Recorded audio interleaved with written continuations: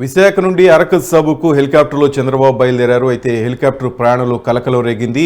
ఏటీసీతో పైలట్కు సమన్వయ లోపం ఏర్పడడంతో రాంగ్ రూట్లో వెళ్తున్నట్లు ఏటీసీ హెచ్చరించింది. దీంతో సరైన మార్గంలో వెళ్లేందుకు తర్వాత ఏటీసీ అనుమతించింది. టీడీపీ అధినేత చంద్రబాబు హెలికాప్టర్ ప్రయాణంలో కలకలం రేగింది.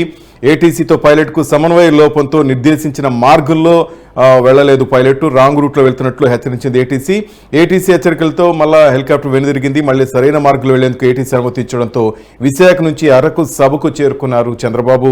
మన అప్డేట్స్ మరి ఇప్పుడు ప్రసన్న తెలుసుకుందాం. ప్రసన్న చెప్పండి.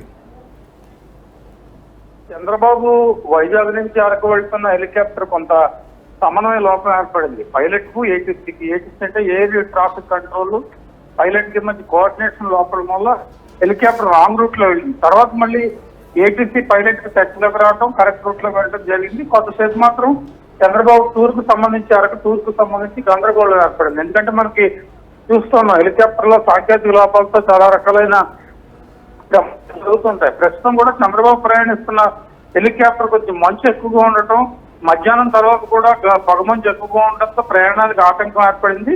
అయితే దీనికి టెక్నికల్ గా ఇటు హెలికాప్టర్ లో ఏటీసీకి పైలట్ కి మధ్య సమన్వయం లోపం రావడంతో కొంత ఇబ్బందికర ఏర్పడింది. తర్వాత అయినా అరకు ల్యాండ్ అయ్యి బహిరంగ సభ కూడా అటెండ్ అవుతున్నారు. టెక్నికల్ గా కొంత ఇబ్బందులు రావడం వల్ల టీడీపీ శ్రేణులు కొంత ఆందోళన వ్యక్తం చేస్తే చంద్రబాబు టూర్ పట్ల హెలికాప్టర్ సరైన టైంకి రీచ్ అవుతుందో లేదా, ఎందుకు ఈ గందరగోళ పరిస్థితి ఏర్పడిందని కొద్దిసేపు ఆందోళన తర్వాత చంద్రబాబు సేఫ్ గా రీచ్ అవడంతో ఏటీసీ వర్గాలు టీడీపీ వర్గాలు కూడా ఊపిరి పీల్చుకున్న పరిస్థితి అయితే కనిపించింది. Srinivas right, thank you Prasanna.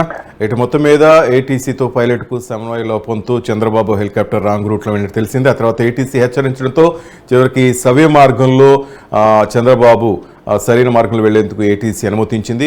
Present ఆయన అరకుకు చేరుకున్నట్టు తెలుస్తోంది. విశాఖ నుంచి అరకు సభకు వెళ్తుండగా ఈ సంఘటన చోటు చేసుకుంది. ప్రజెంట్ ఆయన అరకుకు సేఫ్గా ల్యాండ్ అయినట్టు తెలుస్తుంది. మరి కాసేపట్లో అరకులో జరగనున్న రా కదిల్రా సభలో చంద్రబాబు నాయుడు పాల్గొనున్నారు, అక్కడ ప్రసంగించనున్నారు.